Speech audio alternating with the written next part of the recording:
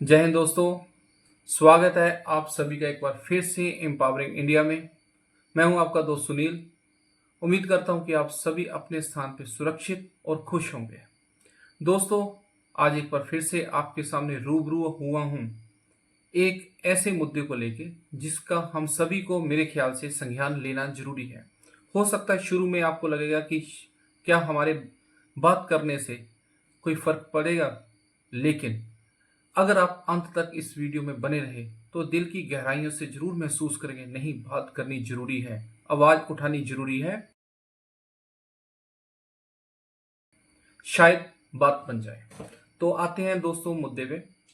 दोस्तों, आज से पूरे 4 दिन पहले भारत के इतिहास का एक बहुत ही गौरवमयी दिन था। 26 मई, बिल्कुल सही पहचाने, कारगिल विजय दिवस। दोस्तों, वो दिन जिस दिन पूरा भारत अपने वीर शहीदों को श्रद्धांजलि दे रहा था। हर आंख नम थी उनको याद करके।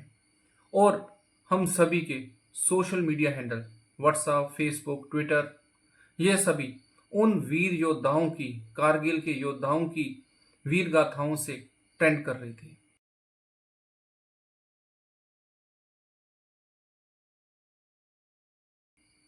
और पूरा देश देशभक्ति में तल्लीन था। लेकिन दोस्तों, उसी दिन 26 जुलाई कारगिल विजय दिवस वाले दिन दोपहर के समय एक और न्यूज सोशल मीडिया पर ट्रेंड करने लगी, जिसने कहीं ना कहीं उस बहुत ही गौरवपूर्ण माहौल को फीका करने की एक नाकाम कोशिश की। क्या थी वो न्यूज? न्यूज थी एशिया कप की अनाउंसमेंट। किसने की? एशियन क्रिकेट काउंसिल ने। और उससे भी बड़ी न्यूज थी एक और भारत पाकिस्तान मैच। जी बिल्कुल सही सुना, भारत पाकिस्तान मैच, जो कि 14 सितंबर को होना है। दोस्तों, एक ऐसा माहौल जो पिछले 2 महीने से बना हुआ है, जहां पाकिस्तान के साथ हर तरह का रिलेशन बंद है, हर तरह का बिजनेस बंद है। तो ऐसी क्या मजबूरी हो गई कि बीसीसीआई को मैच खेलना पड़ रहा है? और जब ये न्यूज सुनी उसके बाद थोड़ा सा ऑकवर्ड महसूस हुआ कि आज ही के दिन ये क्यों अनाउंस हुआ। जब मैंने अपने लेवल पे थोड़ा सा सर्च करने की कोशिश की तो मैंने पाया कि एशियन क्रिकेट काउंसिल का चेयरमैन कौन है? मोहसिन नकवी, जो कि पाकिस्तान क्रिकेट बोर्ड का भी चेयरमैन है। और उसका अतीत भी भारत के विरुद्ध बहुत ही सनसनीखेज है। तो दोस्तों, क्रिस्टल क्लियर हो गया कि ये अनाउंसमेंट उस दिन संयोग नहीं था, 26 जुलाई वाले दिन, बल्कि सोची समझी साजिश के तहत भारत के गौरव को नीचा दिखाने की कोशिश की गई। ये सोची समझी साजिश थी और एक ललकार और धिक्कार था भारतीयों पर, हम सभी पे, कि हम आपके वीर जवानों का खून ऐसे बहाते रहेंगे, हम भारत को घाव ऐसे ही देते रहेंगे, लेकिन फिर भी आपको हमारे साथ खेलना पड़ेगा। खेल रहे हैं, क्या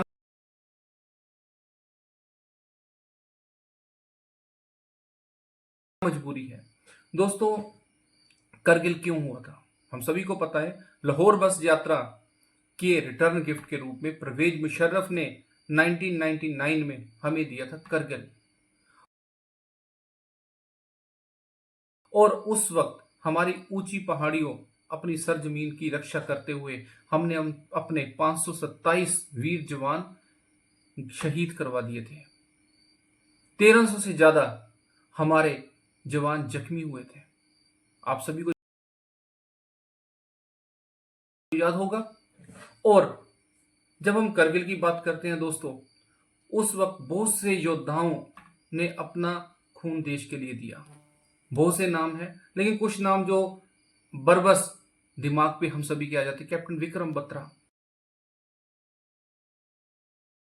जो दिल मांगे मोर बोलते हुए एक से दूसरी, दूसरी से तीसरी चोटी को फतेह करते जा रहे थे। कैप्टन मनोज पांडे,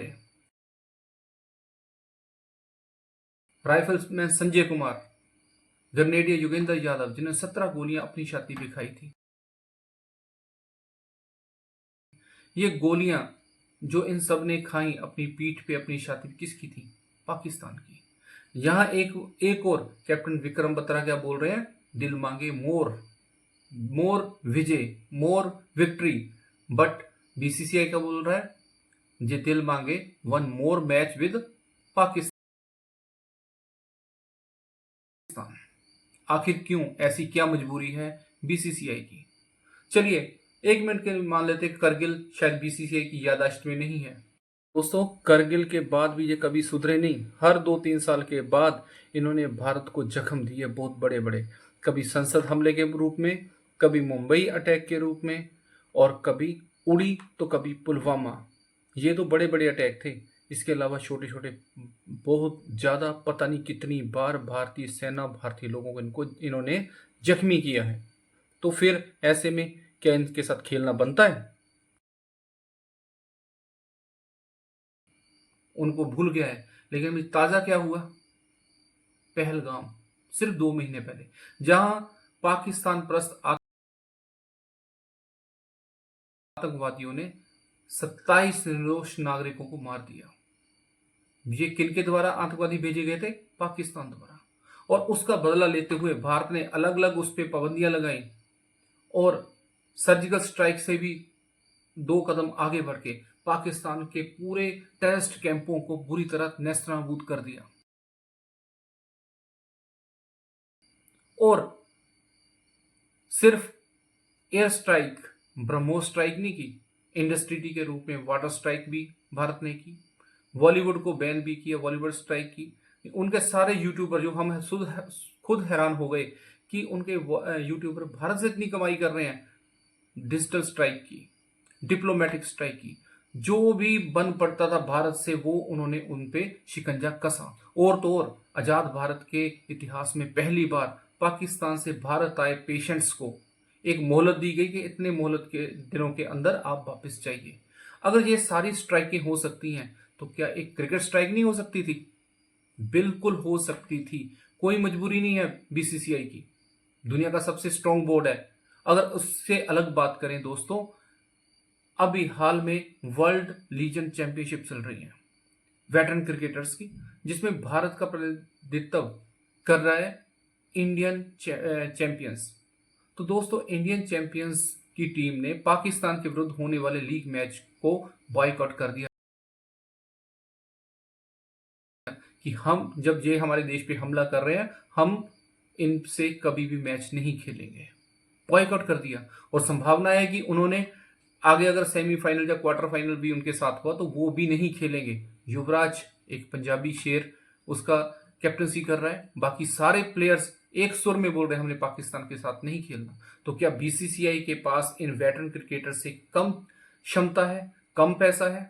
नहीं, बीसीसीआई वर्ल्ड का सबसे स्ट्रॉन्गेस्ट बोर्ड है जिसकी मर्जी के बगैर पत्ता भी नहीं हिलता। अगर आईसीसी का रेवेन्यू की बात करें तो आईसीसी के टोटल रेवेन्यू में 40% शेयर बीसीसीआई का है, जबकि पाकिस्तान का कितना है? सिर्फ 5%। बीसीसीआई की जो सालाना कमाई है $231 मिलियन है, जबकि पाकिस्तान की सिर्फ $30 मिलियन के आसपास। तो दोस्तों जब इतनी स्ट्रॉन्ग बॉडी, अभी हमने चैंपियंस ट्रॉफी में देखा भारतीय टीम ने पाकिस्तान नहीं गया, सेंट्रल गवर्नमेंट ने बिल्कुल मना कर दिया, तो पाकिस्तान को मजबूर होके अपने सारे मैच इंडिया के साथ दुबई में खेलने पड़े। तब पुलवामा नहीं हुआ था, सॉरी पहलगाम नहीं हुआ था। लेकिन अब तो सब कुछ बंद है ना, तो बीसीसीआई क्यों नहीं ये डिसीजन लेता? ऐसी क्या मजबूरी है? जब बीसीसीआई बांग्लादेश के साथ, जिसने हिंदुओं का नरसंहार किया, उसका संज्ञान लेते हुए उसके साथ सीरीज कैंसिल कर दी, तो पाकिस्तान जो सदियों से भारत को लहूलुहान करता है, उसके खिलाफ ऐसे माहौल में भी हम मैच क्यों खेल रहे हैं? बिल्कुल नहीं खेलना चाहिए। और खेल किसके खिलाफ रहे हैं? वो पाकिस्तानी क्रिकेटर जो भारत में खेलने के बाद, भारत से पैसा कमाने के बाद पाकिस्तान जाके भारत की बुराई करते हैं। शाहिद अफरीदी अभी इसी ऑपरेशन सिंदूर के दौरान उसने भारत के खिलाफ क्या कुछ अनाप शराब नहीं बका। शोएब अख्तर जो भारत के यूट्यूबर, टीवी चैनल पे शायर रहता है, उसने क्या कुछ नहीं भारत के खिलाफ बोला। उनके हर क्रिकेटर, हर फिल्म इंडस्ट्री के लोगों ने क्या कुछ नहीं बोला। सही को सही, गलत को गलत को। तो हमारे कुछ क्रिकेटर बोल रहे हैं नहीं, जंग और खेल अलग अलग हैं, खेल जारी रहने चाहिए। आखिर क्यों भाई? खेल देश से बड़ा थोड़ी है। अगर हम अब करगिल की बात करें दोस्तों, करगिल में हमारे 4 परमवीर चक्र विजेता थे। ओवरऑल हमारे 21 परमवीर चक्र विजेता, जिनमें से 16 परमवीर चक्र विजेता पाकिस्तान से लड़ाइयां लेते हुए शहीद हुए हैं,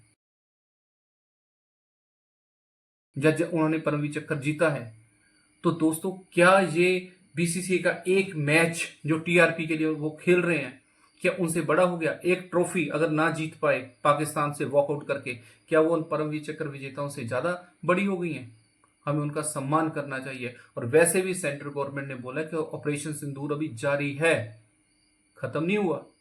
पूरी दुनिया में उन्होंने अपने डेलीगेट्स भेजे, 7 डेलीगेट्स भेजे हैं पार्लियामेंट्री के, और इन डेलीगेट्स ने पूरी दुनिया में जगह जगह जाके बताया पाकिस्तान की करतूतों को, पाकिस्तान का सबूत दिया, जबकि दुनिया ने पहले ही भारत की धमक देख चुके थे ऑपरेशन सिंदूर के दौरान।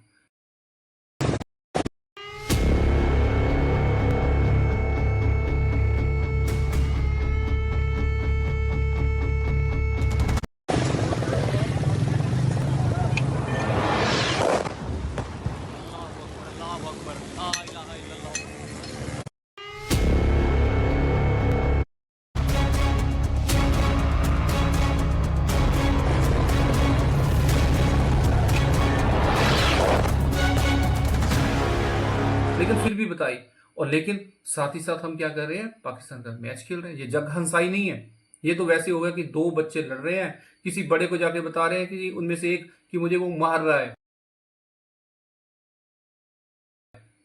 और जब वो बंदा आता है उन दोनों को समझौता कराने, तो देख रहे हैं दोनों खेल रहे हैं। तो ये क्या है दोस्तों? मैं भी क्रिकेट का बहुत बड़ा फैन हूं, क्रिकेट से सीखा है आखिरी रन तक और आखिरी विकेट तक हार नहीं माननी। तो बीसीसीआई क्यों अपने हथियार डाल रहा है? क्या मजबूरी है? एक सुर में हम सबको बोलना चाहिए, we will not play with Pakistan जब तक वो सुधर नहीं चाहते, जिसकी संभावना निकट भविष्य में बिल्कुल भी नहीं है। कोई बात नहीं, वो सुधरेंगे नहीं, हम खेलेंगे नहीं, बहुत देश है खेलने के लिए। ये 2 पॉइंट हमें ना मिले कोई दिक्कत नहीं। उम्मीद है कि आप सभी मेरी इन बातों से जरूर सहमत होंगे, और मैंने अपनी दिल की भावनाओं को आप सभी के साथ शेयर किया।